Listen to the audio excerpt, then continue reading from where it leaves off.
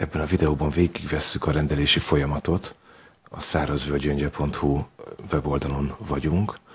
Rögtön a főoldalon tudjuk a kedvenc termékeket választani, azokat, amiket a leggyakrabban vásárolnak.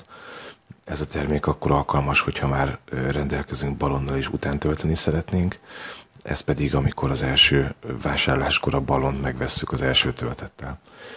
Tegyük fel, hogy szódavíz érdekel minket, akkor bejön a szódavíznek az adatlapja, a logóra kattintva, vagy pedig a termékeinkre kattintva mindig elérkezünk erre a gyűjtő oldalra, ahol a termékeket lehet kiválasztani.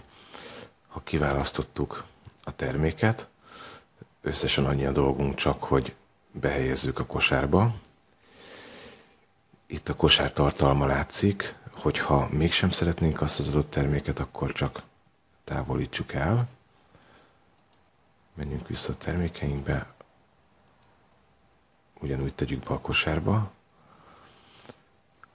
Ha bármilyen más terméket szeretnénk még, akkor vissza tudunk menni a termékekhez, új terméket hozzáadni, hogyha így megfelelnek az adatok.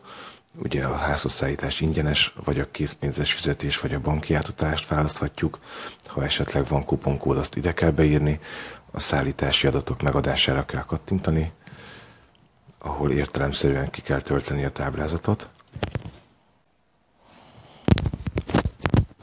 El kell fogadni az általános szerződési feltételeket, és a megrendelés gombra kell kattintani.